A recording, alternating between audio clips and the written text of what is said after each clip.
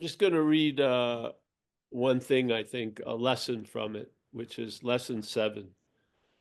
You know, the Course of Miracles sort of was like a whatever, a download in the 70s through someone's head. And then it was transcribed and then put out. And there's a lot of affinity to people in recovery in the Course of Miracles, it seems a lot. Yeah. So when I was out there running around, I got introduced to it, and then I got involved with a group uh, for a little while. And it, I just today, just right now, I thought I might as well read this because there's a lesson that's beautiful, which is I see only the past. Yeah. So remember that thing we always read. It's another thing from the Course. These eyes that your sight is solely independent of the eyes that see the world. Yeah. You get the drift, right? So there's another vision, and it's not the vision through the eyes, but let's say awareness. Yeah. So it would say that uh, your eyes or your vision is totally independent of the eyes that see the world. Yeah. So the eyes that see the world see things. Yes. Yes. And so uh, we'll start early, and then hopefully people will drop in. And if you don't know about the Course of Miracles, there's no, yeah, this is a very disarming thing. Don't go out, do whatever, but I'm not doing it to sort of get you.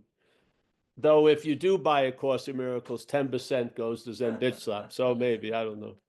And I have my autograph uh, volumes. But it's a very simple thing. It came through this lady, and then there was a presentation of a set of 365 lessons that you were going to do for a year. And then some people believe you put the book down and that's that, and other people studied it on and on. So I'm not a I'm not a expert in it, so I don't care really. But today was there is a statement, and I'm going to read it now to you. All right. So this is lesson 7. No, I have it. Yeah, this is lesson 7, and it starts like this. Hold on. So I see only the past. Yeah, this is talking about the action figure. Yes, the program. So the programmed clone-like uh, formation of us sees only the past. Yes? So he goes, this idea is particularly difficult to believe at first, yet it is the rationale for all of the preceding ones. This is why I picked this, because the first 6 lessons of the Course are the way they are based on this one. Yeah, so it says you'll follow it now. So this idea is particularly difficult to believe at first. And then what's beautiful is you'll see that which doesn't believe. Yeah. Yes. It's not to believe or not to believe, it's to watch what arises and see you're not that which doesn't believe. Yes. This is the beauty of it. See, things that have some oomph, some words or some statements or some sayings that have some oomph, part of it is it brings up to the surface what you're not. Yeah. So basically, the saying pauses you in a sense, pause, and then that which used to be really fast, like appears slow time, and then you see it as not you. Yes, this is the beauty of it. So this one goes, this idea is particularly difficult to believe at first, yet it is the rationale for all of the preceding ones. So the first lesson of this presentation, the Course of Miracles, is it is the reason why nothing that you see means anything. Yeah. So nothing that you see, and this is not you seeing, it's this apparatus, yes? It's the programming that they're talking about. They're not talking about what you are, they're talking about what you're not. Yes? So this idea, I see only the past, is the reason why nothing you see means anything. Yes? So everything is empty, yeah, because you see only the past, and then the head now is going to give meaning to those things. And it's going to fill those things with meaning because they're able to be filled with meaning because they're inherently empty, yeah? If there was an objective reality, it would impose itself on us, yes? But we agree to a certain idea of an objective reality, but it is a subjective experience. So we can override the objective reality, yes? Because it's empty in a sense. Okay, so, and if you don't dig it, we'll end it fast and we'll go into the other stuff. But it is the reason why nothing that you see means anything. So what is the reason why? You see only the past. Yep. It is the reason why you have given everything you see all the meaning that it has for you. Subjective experience, yes? It is the reason why you do not understand anything you see. It is the reason why your thoughts do not mean anything and why they are like the things you see, empty. Yeah, yeah. When they get filled, they're preceded by my. Yeah, because we are the giver of meaning. You and I give everything all the meaning it has. So without knowing it, how we're in relationship or presented in relationship with thoughts is that we are the thinker of the thoughts, yes? And through that, the thoughts are given a lot of meaning. And that meaning now can affect you. Yeah. So a thought may not drive you crazy, but your thought can probably drive you crazy. Yeah. What's the difference? You can have the same thought. If you see it as not yours, it doesn't have a huge effect. If you look at it as if it's yours, it owns you, basically. Yeah. I remember it when I would be sitting in the car with my girlfriend at the time, and I was looking forward to doing something and suddenly this, and then suddenly a thought of cocaine came in. And as soon as that, the dreams and wishes for the rest of the day were just washed out. And then I just tried to talk her into getting, because at this point, I didn't have any money to get what I wanted. I'd have to convince her to get what I wanted. Yeah. And I was just whistling Dixie. Everything was fine. Thought cocaine, boom, changed the whole freaking day. Yes. Yes. That's an extreme example, but the principle is exactly the same. So it is the reason why your thoughts do not mean anything and why they are like the things you see. It is the reason why you are never upset for the reason you think. This is very beautiful. Yes? Hey, man, come on, sit down. Get one of those chairs, comfortable there. It is the reason why you are never upset for the reason you think. It is the reason why you are upset because you see something that is not there. What is a resentment? It's seeing something that's not there. Yeah. Means to do again, and senteri means to feel or sense. This is what's happening all day. How we're looking at things is we're seeing only the past. So something happens now and it refers to a past event that really had an effect on us. So we relive the feeling of the past event right now. Yes? Same thing with, there was a reason why fear got triggered once in your life. The head now knows how to trigger the fear without any apparent threat. Yeah? Through mental anxiety. It says something's going to happen, yet it hasn't happened. And yet you react as if it already happened. Yeah? So this is all these possibilities of what's not happening override what's happening is based on really, I see only the past. And thank God, when you see that which is seeing only the past, it's not you. That's the beauty of the message. Yeah. This is not a message about you. It's about something you're not. Yeah, and you've been calling you. And I'll tell you something, soothing it and putting on moisturizer isn't going to bring it out. These cryptic sayings that are collected in non-duality bring it out. You'll see, you'll see the grasping in its all of its naked glory. You'll see the idea of trying to figure it out with all out in all of its glory. You will bump into the defined limitations of your mental logic. These things are going to happen. This is the beauty of it. Yeah. Most of the way we listen and talk and think about everything all day just covers all of this misunderstanding. And we're just trying to make up how could this possibly be, and rationalize the impossible and blame and make excuses for the system that we're not. Yes, you could just see it as a failed system. Yes.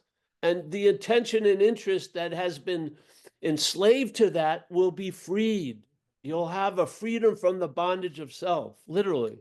So here it goes. So I see only the past is really the big statement, lesson 7. And then it's the reason why the first lesson, which is nothing that you see means anything. It's the reason why you have given everything you see all the meaning that it has for you. That you that makes it triggers a sense of personalness is not you. So when you hear this, hear it as if it's describing something that's not you. Yes? Yeah. It is the reason why you do not understand anything you see. It is the reason why your thoughts do not mean anything and why they are like the things you see. It is the reason why you are never upset for the reason you think. It is the reason why you are upset because you see something that is not there. For alcoholics and addicts, the resentment is the number one offender. Yeah, it sticks out quite a lot. And you can see this principle if you look at a resentment. A resentment is re-feeling something that may not have ever even happened, but you have it logged in the past. And therefore, you see only the past in this moment, and you have the same feeling you had when that thing happened to you when you were young. So you're re-feeling, rethinking, redoing, reacting all fucking day. This is the programming. Yes, yes. So old ideas about time are very difficult to change. We're not going to try to do that. We're just going to see that which takes itself to be in time is not us. It's easier. I'm telling you, much easier. Much easier. Old ideas about time are very difficult to change because everything you believe is rooted in time. Oh. So everything the you that you're not believes is rooted in time. That's how I would edit the book. Yes, I would. I've tried it the other way. Try to change the you that you're not. It doesn't matter. Just see it's not you. Yeah. Don't waste fucking a lot of time trying to change that which is programmed to have this reaction. What's the point? Yes. Old ideas about time are very difficult to change because everything you believe is rooted in time, and depends on your not learning these new ideas about it. Exactly. It's the system has a primary program, which is to protect the system. Yes. It doesn't want the failedness of its system to be put into the light. It will do almost anything else. It will look for the truth for lifetimes to hide this. Yes. So old ideas about time are very difficult to change because everything you believe is rooted in time and depends on your not learning these new ideas about it. Yet that is precisely why you need new ideas about time. Yes. Yes. This first time idea is not really as so strange as it may sound at first. And I'm going to give you one example, then we'll cut it off. Look at a cup, for example. Do you see a cup, or are you merely reviewing your past experiences of picking up a cup? Being thirsty, drinking from a cup, feeling the rim of a cup, against your lips, having breakfast, and so on. Yes? So whatever you see triggers a memory of that which you see, you think you see now, but in fact, you're only seeing it from the past. Yeah? Yes, simple. It's breaking it down quite nice. So do you see a cup, or are you merely reviewing your past experiences of picking up a cup, being thirsty, drinking from a cup, feeling the rim of a cup against your lips, having breakfast, and so on? Are not your aesthetic reactions to the cup, too, based on past experiences? How else would you know whether or not this kind of cup will break if you drop it? Yes. What do you know about this cup except what you learned in the past? You would have no idea what the cup is except for your past learning. Do you then really see it? Aha. But you can really see this. Yeah. From the perch of awareness, you can really see this that's not really seeing it. you, can, you can see it because you're before it. Yes? You can be aware of what says it's seeing a cup and what's actually happening, which is it's seeing only the past. Yes? What you are can grok this. Yes? Yeah. Look about you. This is equally true of whatever you look at. Acknowledge this by applying the idea for today indiscriminately to whatever catches your eye. For example, I see only the past in this pencil. I see only the past in this fucking Zoom. Yeah, I see only the past on this table. Yes, yes, yeah.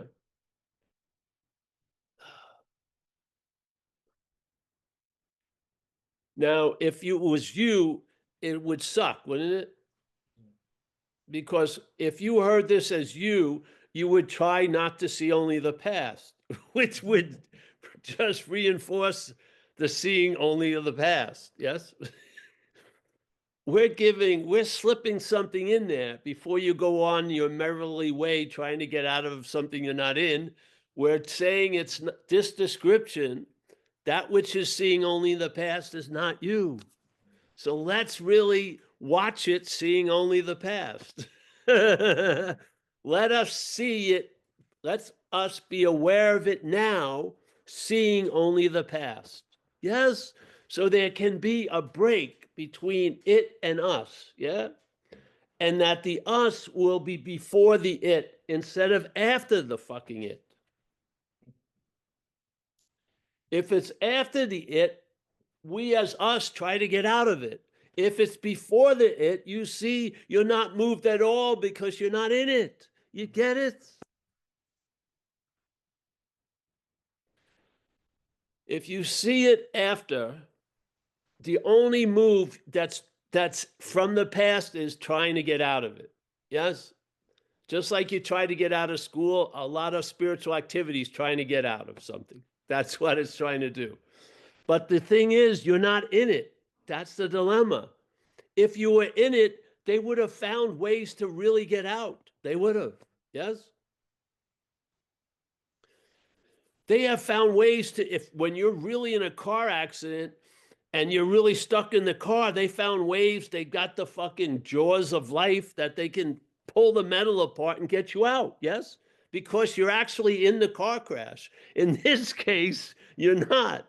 Yeah. So all the sophisticated ways of trying to get out don't work because you're actually not in.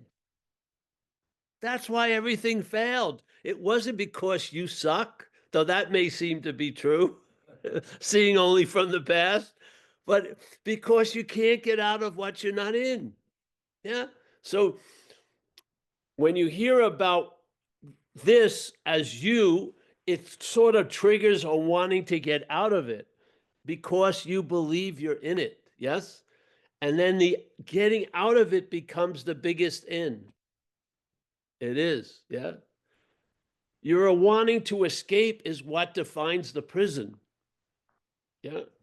There's no, when you look at it, there is no prison, but wanting to get out of it defines the prison. Yes.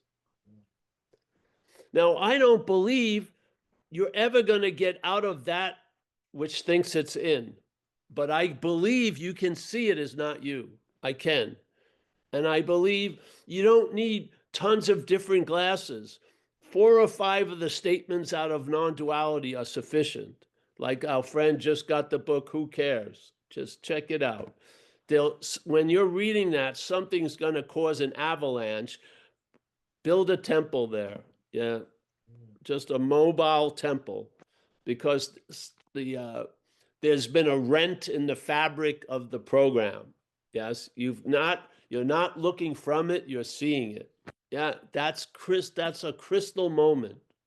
Yeah, that all of these lessons and the essence of them can coagulate right there and then. Yeah, because you are what you're looking for, literally. Yeah. So I love when all these things describe what I used to call me. Yeah, because when it used to call me, it produced another burden of having to become awake, or having to become all of everything, or having to, transcending shit. And non-duality just leavened that fucking bread, It just did a good job, because my reactions was really because they weren't my reactions. Yeah, that's the dilemma. It was the program's reactions. That's why, if we try to, out draw it in time, we're going to lose. Yeah. But if we see it from before time, yeah, there ain't no gunfight. Yeah. Yeah. This is very, very disarming. Yeah. So that which sees only the past is not you. Isn't that beautiful? I wish they would have put it in this book. It would have been nice. Yeah, little like an editor's note. It would be nice. Okay, here. Uh, why nothing that you see means anything? Yes, that's not you. Why you're not that, have given everything you see all the meaning that it has for you. Yeah, you're not that either. You're not the you given the meaning, and you're not the new you that's getting had by the meaning. It is the reason why your thoughts do not mean anything, because they're not yours. Yeah. And why they are like the things you see, empty. It is the reason why you are never upset for the reason you think. This used to always get me, because I'm telling you, it's one of the linchpins of the program to be right about how wrong we've been, or how wrong we've been gotten. Yes? It loves to be right about that shit. But in fact, it has no idea why you're upset at all. Well, because you see only the past. Yeah. Now, before you try to not see only the past, let's look at what seeing only the past is not you. And maybe you won't be moved for the next move. Yeah. And I'm telling you, that next move is a killer. Just stay paused, see it's not you, and then move on. Yeah. Yeah, yeah, yeah. So it will give a great contrast in that which cannot be still, yeah, and what is still. So your nature truly is still, and the nature of the head cannot be still, yeah, it's agitated. So when there's a pause, what do you see from the head? It can't sit still for a second. It gets agitated. It tries to figure, yeah. And now, instead of moving with that, believing it's all about you, you stay still and you see it's not. Yes. It has a huge impact, much bigger than the book will ever bring.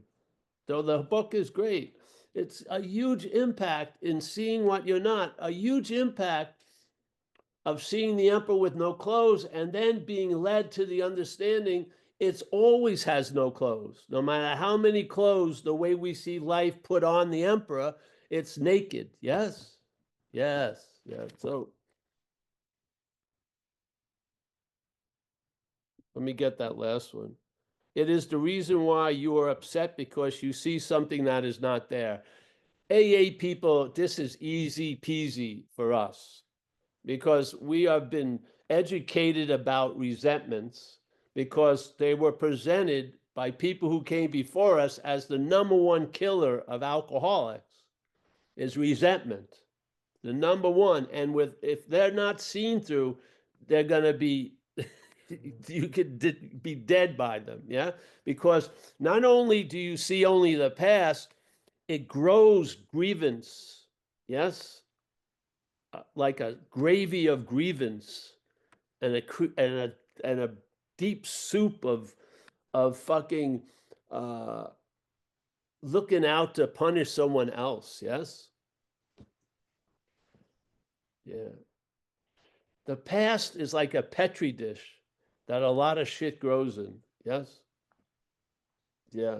So that's pretty cool, isn't it? So they've just described to me the strongest sense that keeps you here is vision. Yeah. The eyes seeing things is just a matter of fact. Obviously, everything is separate. Yeah. Because I don't see Ali mixed with Greg. I see Greg, and then there's a space, and there's Ali. Yeah. And who would suspect these eyes? No one told me to be suspicious of them. I just grew into it, and I grew into seeing life from this vision. And this vision sees only the past. And the Course in Miracles says your vision, the awareness is independent of the eyes that see this world, independent of the eyes that see the world. But we're finding ourselves in spiritless servility to this vision of self-centeredness. Yeah. Only because we don't know any better. We never heard the possibility. We haven't. We never. Oh.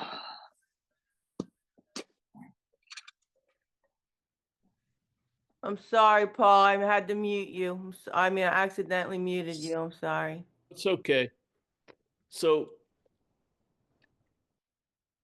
the head would just, with this idea of separation, yes, it's just, you just get flagellated all fucking day, yes.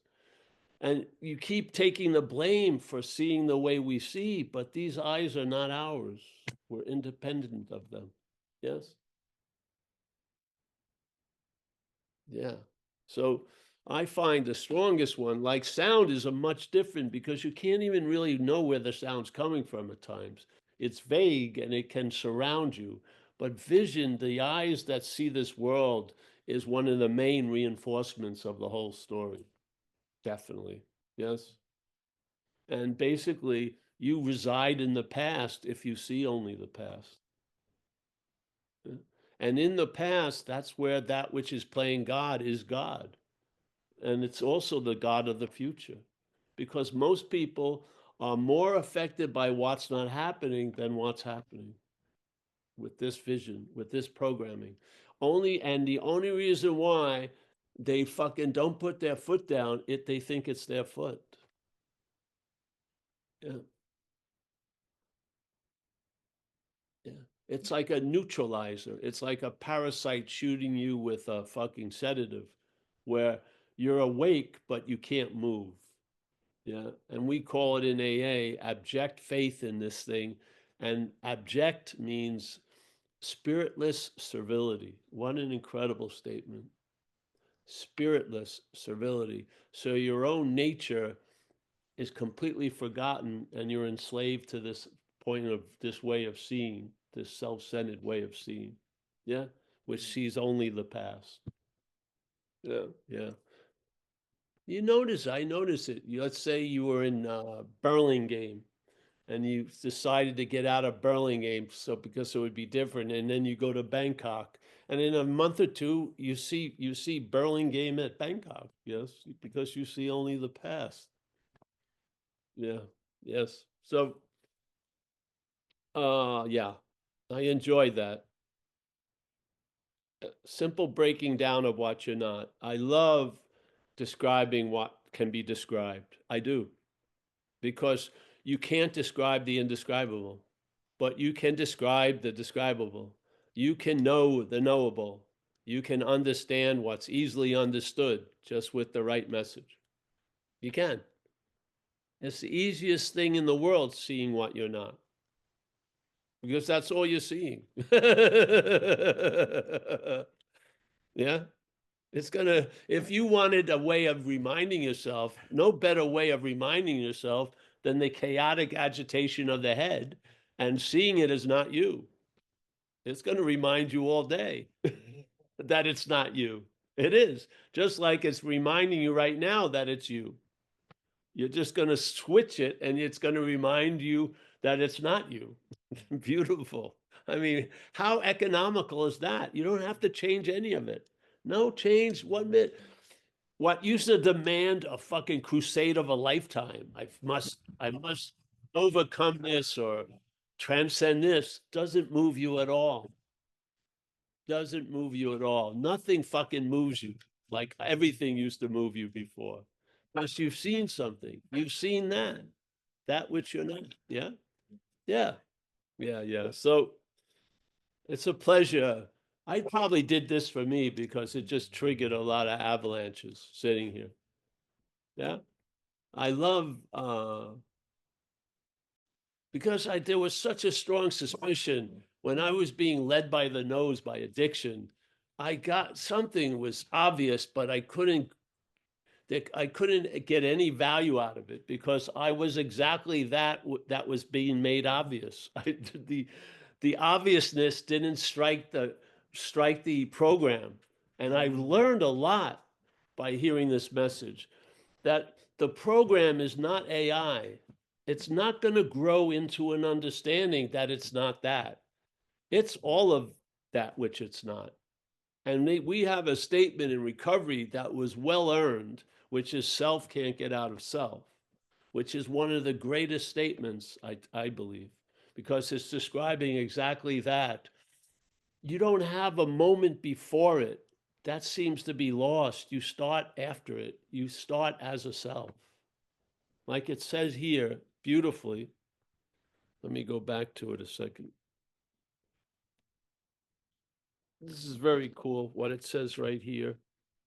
I got it. It talks about, yeah, let me go back.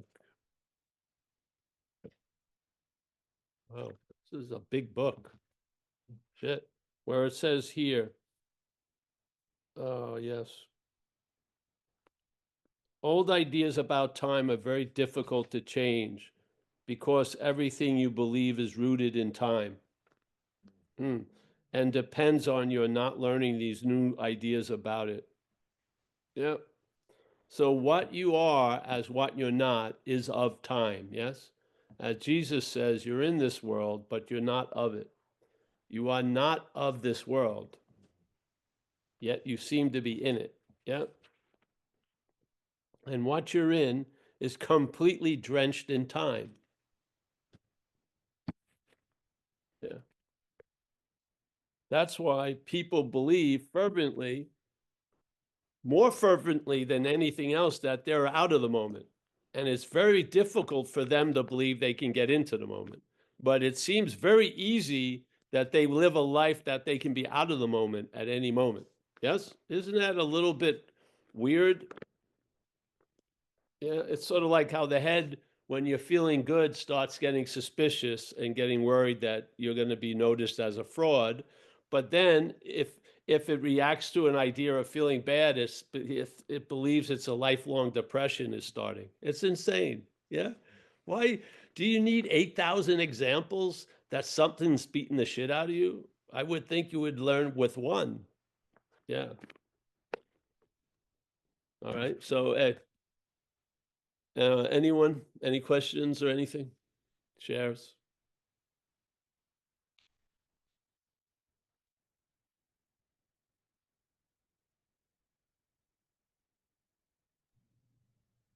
I think Laurie in India wants to say something, Paul. All right, Laurie, come on in. Oh, you're in already. I always say, come Yeah. on in, but they're already in. Yeah. There we go. Yep. I'm in. Thank you. Thank you, Paul. I'm really happy to be in this meeting. And, you know, when I got sober, I used to go out before I got sober, I was at this job where I would go out and drink at lunchtime and, you know, with other people at my job. And then just down the street from where I worked, there was a Muktananda ashram in Oakland, California.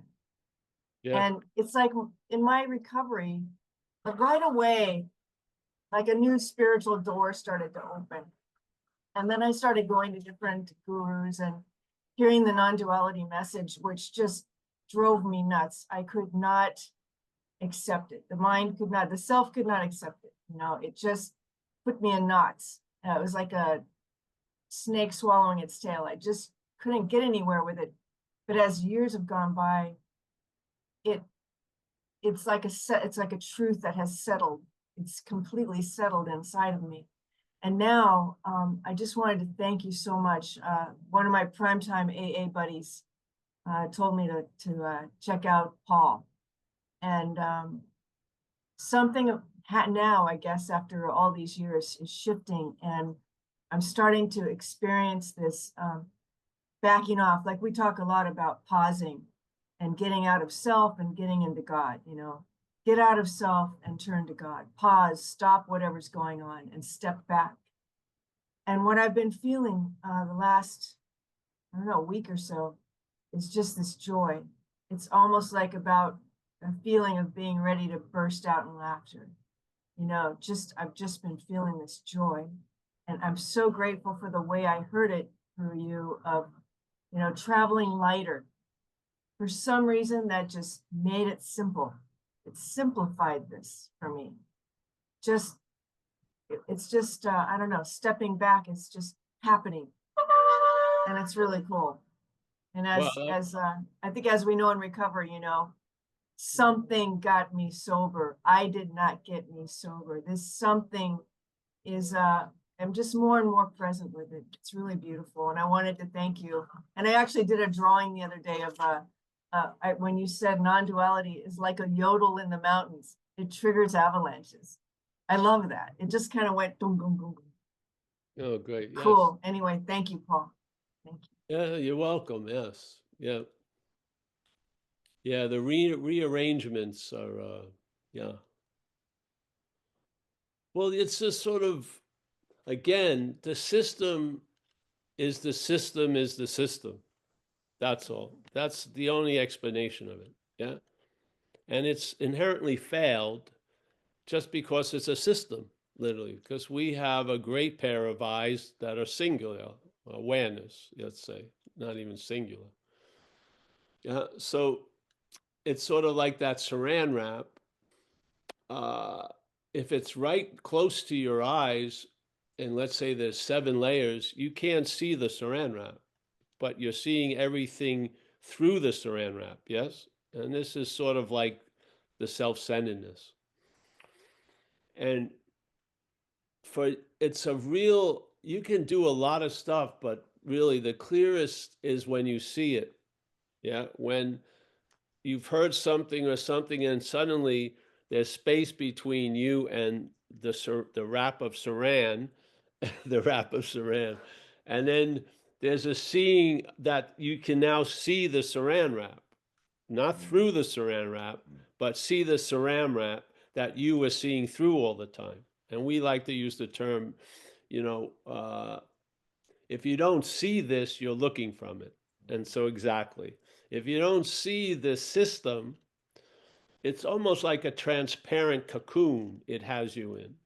And if you go extreme, like in addiction and everything, that cocoon is the epitome of terminal uniqueness. Yeah. You're caught in a very claustrophobic space that no one thinks like you, feels like you, did the heinous things that you've done. Yeah, it's sort of like solitary confinement, like Absolutely. really incredible, insane. And there's such a righteousness around it The head really believes it, and feels like it's so right. And then it gets all exposed if you go to an AA meeting, because a lot of people seem to have your thoughts and your feelings and your reactions to life. And then the rude awakening becomes the great awakening. Yeah, things start, yes. Because you see the cocoon. Yes, yes. Not seeing through the cocoon, you see it. And obviously, when you see it, it can't be you. Yes, yes. And you see, there was a seeing in the cocoon as the cocoon. Yeah, but it was never you, never will be you. There was just without us knowing it, there was an assertion that it was us, yeah, and that it would be us. So it was reinforced by I was Paul and I will be Paul, therefore I am Paul now. Yeah. So it uses the past to verify your presence in the present. Yeah. The presence of this thing. Yeah. It's cool to see because a lot of the disguise of it is personalness. It's like a syrup that's poured in there. Yeah. You can go so far, but unless someone points it out to you, the mechanicalness of things, you'll still have a sense of personalness about mechanical things. Yeah. So a lot of people get a very clear free sample a lot of times, and then there's a disqualification because they believe that they really got it, but it seemed like a lot of what they call they didn't get it. Yeah. But that wasn't them to begin with. Yeah. That's just the mechanicalness of the system. And then a lot of people disqualify themselves from it, from their inherent state by a conditional state, not responding as they conceptually would think that it should have responded. If I really got a huge awakening, it should have leaked on all of these aspects of me. They're not aspects of you.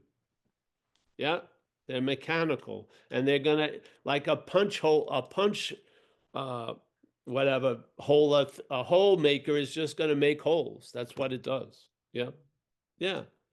When you see it's not you, there's no interest in changing it that much. I am not an urban renewal project anymore. When I thought this was Paul, there was always more work to fucking do. That's done.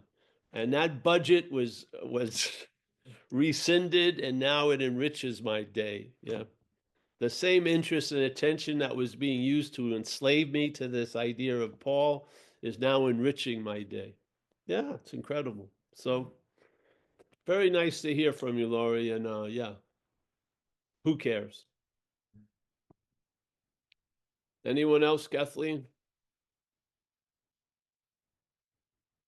I don't see anyone else with a hand up. Great. That's a successful moment. Mhm. Yeah. All I right. think there was a question wondering what book you were reading from, or somebody. Yes. It's the Course in Miracles. A Course in Miracles. ACIM. Uh, this is one of it's a blue one from the Inner Foundation, but a group that I had been involved with sued this group, and now anyone can publish or print a Course in Miracles. Yeah. But again, it's not the Course in Miracles. The Course in Miracles is something, it's like a parlor trick here. Yeah. So you use it for that reason, and then there's a triggering. That's the point. Yes. Yeah. You're not going to like graft the book on you. Yes. The book is just going to trigger what's already so. Yeah. If it's worth its salt. And in my case, it did. I didn't like it. If you try to like share it, it's too thick. Yes. I'd much rather say it in a more distilled way. But when I first started, a lot of people were involved in the course and they wanted me to do a course thing. And I tried it one night and it was like going through mud with boots, you know. I said, fuck it. This is like a slog. But I feel like the essence can be expressed, you know. Yeah. So there you go. So it's A Course in Miracles. It was a trippy thing because they have a text and which describes what over and over again what we're not. Yeah. But see, this is very weird. If you ever heard of the Enneagram, it's something that comes from Sufism, you know, a sect of Islam. The Enneagram was a certain way of checking out all the makes and models of the action figures in the world. So they had 9 basic models, and they'd have 2 different aspects with the models. So it came out to be 27, I think, right? Characteristics that every human non-existent thing falls into. And so I went to one of these, they'd have a 3-day thing. Yeah. So you'd go there and you would listen, and then you would hope that the person who you thought was more of an expert would tell you what you are, what number you are. Well, you're a number 4 with a little bit of 6 and a little bit of 8. Yeah. And then the break would happen, and now everyone was talking about being a 4 or a 6 or a 7 when the information was about what you're not, you see? But the head used it to be more identification. Now I'm a 5 with a 6 sexual bent and a 3, whatever. You went into a car wash and you got more dirty. What's the fucking point? Now, where does the responsibility lie? I would say on the presenter. Yes? You must, after seeing this message, any message shared, you've seen the formatted reaction of what you're not. You have to have, yeah? And that's why here we mostly spend time on the warnings. Because just like those people, all innocent, all great spiritual seekers, once they heard about what they were not, there was another claiming that it was about them. So they went in trying to travel lighter, and they came out heavier because someone didn't present it in the presentation. Hey, this is a description of what you're not. Yes? Yes, please. Yeah? Yeah. Because you're going to go and you're going to have you're going to be called to arms for lifetimes. Your head can make this, there is so much work to do. So, yes, and it loves it. It loves it. Yeah. Oh, yes. Purification. Yeah. Sign me up. It will sign up for lifetimes of searching, but is completely uninterested in being something right now. Seriously, it is. Watch. If you know people who are experienced junkies and they are experiencing junkies in spirituality, they by seemingly mistake come to a meeting of non-duality. They're out of there in 1 or 2 weeks because there's nothing to grab. Yeah. Nothing to get jacked up about, really. Yes. Yeah. I went this high. I went this high. I went that high. I went way high. Yeah. No. You get nothing, and you put on a straight diet of nothing, because that's what brings out all the something that you're not. So you can see it. How are you going to know it unless you see it? Yes? Yeah. So I believe, like they used to have those things, you would put an astringent on a wound and it would pull out the thorn or something. Yes? Somehow it sucks something out that doesn't want to come out. This is like non-duality. The cryptic sayings of non-duality will pull out the misunderstandings that are of the fucking programming. They're not yours. You have been directed by them for most of your life, but they've never been yours. Yes? They masquerade as your understandings. Therefore, there's fucking righteousness about it and trying to protect it and defend them. Yeah? But they're misunderstandings. And so the non-duality, satsang like this, is like an astringent. It'll bring the shit out. Yes? And then that's not enough, because if you bring the shit out, you may still think it's your shit. You've got to greet it as not you. Yeah. Because if you don't, the first impression is the most important. If you let the first impression be impressed on you that it's about you, that's going to trigger seeking. It is. Yes. But if you can greet it as not you, it's disarming. It is completely disarming. Yeah. Yeah. Come out, come out. Okay, I'm not that. Fantastic. Yeah. Or what happens if it gets to present it as you and then you try to catch up? I'm not that. It doesn't work. Yeah. I've seen it. I've seen people yelling at me, I'm not that. Yeah.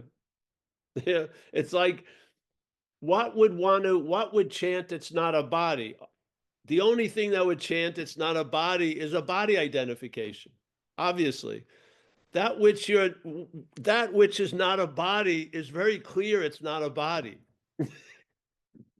It doesn't have to chant it's not a body, because it's not a body. It's that which is taking itself to be a body and realizing it's the source of a lot of fucking shit. I'm going to start chanting I'm not that, but as that. That's the warning that we're missing. You're going to chant you're not a body as the body. Yes? Yeah. So what is the opportunity to add on when you heard something that was missing? This is the whole point. This is what drove me to do these things. Yeah. I went to satsang. I didn't hear it. I heard and I could see it was being used to trigger the same searching alert. Yes, I did, without the understanding that, all right, watch that which starts to seek is not you. I didn't hear that for a while. Yeah. Or it wasn't emphasized. So and then I started to share just out of the way life went. And something in me told me, if you don't see this, you're looking from it. And it's never changed since then. That's the only order I ever got, was stay on point about this, because the explanation of why, just like this explanation of this book, when it said this is the reason why these 7 things is because if you don't see it, you're looking from it. If you don't see this manufacturing of you, it's going to be you looking from it. Yeah. And I just rest my case. Nothing else has shown up to change it. Yeah. Yeah. I change my clothes a lot because I can't change the message. I do. I try, I try to wear a new shirt every fucking time we do a talk. Not effort, not heavy, but I would like to, because I want it to look new, because the message is the same old, same old. There's nothing you can add to spruce it up or anything. It's just the same old, same old. So at least the hose can have some adornment, because the water's the same.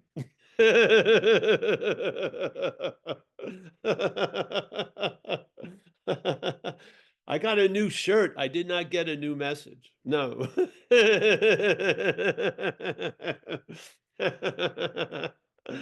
And it's actually an old shirt because it came from a thrift store. So the cycle goes on, unbroken. So yeah, happy to be here. You told And me it was a duality shirt. yeah, this is the duality shirt. Yes. Yeah. And Nick has his hand up if you're interested. Am I interested? Mhm. No, but come on. Come in. on, Nick. So the Enneagram thing, about 10 years ago, I worked for a company, HR bought into that program and made everybody take the test to Oh, find really? out, yeah, find out who we were, right? And I hadn't heard, non-duality or anything at that time. And I just found it fascinating that, like, I didn't want to do it. And I found it fascinating that we needed to take this test, this questionnaire, to find out about ourselves, right? I'm like, we should be the ones that know about ourselves, right? It's us. And I just found it like, just watched everybody, this thing just sweep through the whole company, and everybody, all these, egos walking around telling everybody about themselves and who they are. Yes. And now it's like one of the funniest things to look back on, because now I have a different sort of perspective on it. But it was a pretty fun Yes. time to watch everybody sort of tell everybody who they are by the numbers, and it was just a fascinating experience. Yes. When I was at the break at this thing, everyone was super excited. It was like a hornet's nest. Everything. Are you a 4? Because there's 6 goes better with a 5. And they were wondering, hey, can I match up my numbers with this lady's numbers? And everyone was very excited. It was amazing. And They they were paid for it. They paid they were money. e- they were even talking about putting teams together, like working teams together That's based on their right. numbers. And no, and the number everyone was most interested in, the sexual number, obviously. And they would hope that sexual number would lead to a 7-digit number of a phone number for a babe or something. You're a 4, it goes well with a 6, and I happen to be a 6. Wow. Of course, yes. So this is the whole point. These little examples. It would have been easy just to add on, it's not about you. Why, how hard is it? Yeah, how hard is it to put a little disclaimer in there? Yeah. It would save a lot of trouble, literally. You just go off on another search, all right? I want to learn, I want to get down to the bottom of the Enneagram. I want to go to the greatest master of Enneagram because I think I'm a sexual 3, not a 4. So I'm not going to listen to this dude. I'm going to find the original Sufi.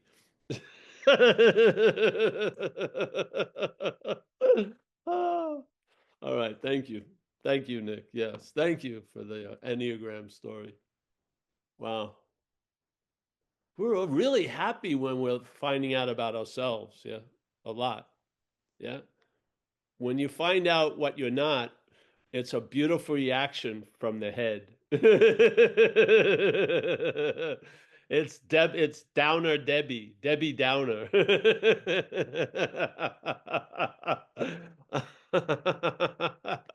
If it was about us, oh, I'm super excited. That tells a lot, really, a lot, a huge amount. All right, well, I'm going to say goodbye. I have some people here, and I think we're going to eat. So, all right, Nick, thank you. Nice to see you. Yes. Kathleen, as always. Yeah. See, Kathleen lets the boat go where it wants to go. You never see her hands on the steering wheel. It's very good. Yeah. Oh, by the way, we're having more stuff. It's going to be up another thing on the event page. We're going to do another talk on Monday in Hamilton. I think it's Hamilton, New Jersey. So yeah, we'll put it up tomorrow. So there'll be there. It's all up there now, except for the Hamilton one. So Tuesday we'll be in New York City. I hope if anyone's around that area, if you're not interested, but you know someone else, tell them, because we have no way of connecting to any people. There is no news in the newsletter of Zen Biz Lab. Nothing, there's nothing happens. It's dead. So, and then Monday, and then we're in Dover, and then we're down in the Jersey Shore at a recovery thing where I'm going to speak twice, and it's an all-day event with other people. Yeah, to get excited about recovery. Okay, so let me say goodbye to everyone. Nick, Kathleen, Laurie in India. Nice to see you, Laurie. Thanks for the share. Mia, I think she's in Pismo, or she's getting to Pismo, California. Chris Gilmore, he's been with us since the beginning. He takes vacations, which is probably pretty good, but he keeps coming back. Thank you. Mike G, my man in San Clemente. Nice to see you, Mike. Stephen Mack, on having never left. Alan Olson, the man who never got it. Very good. Mika in Finland. We got, Elliot. Yeah, we're going to be in New York City, Elliot. I'm happy you're here. Oh, hey, when are you coming? It's gonna be April, I think it's the 22nd. It's Tuesday, right Awesome. after Easter, the Tuesday after Easter. I think it's the 22nd. We got a place near Penn Station. Awesome. We'll have it up there. Please help tell people, yeah, because Definitely. Yeah. Definitely. so we'll have it. I think it's up there already on the website on the event page. Okay. I'll check it Fantastic. out. I'm so happy you showed Yeah. up. I'm happy to see you, but I'm happy to, Happy to see- Yeah. Yeah. I'm going I'll to do use some you as a PR. message. Yes, a PR. Thank you. Yeah. Very fantastic. Yep. All right, Travis, always a pleasure, my friend. Santa Rosa. Annette is in New York. I hope to see Annette when I'm there. Dennis, Kerry in Hawaii is in his new house, or he has a new house. He may not be in it, but he has a beautiful house there. We got, I think, I can't get to the second page, but hey, thank you, everyone. I liked tonight a lot. It got me,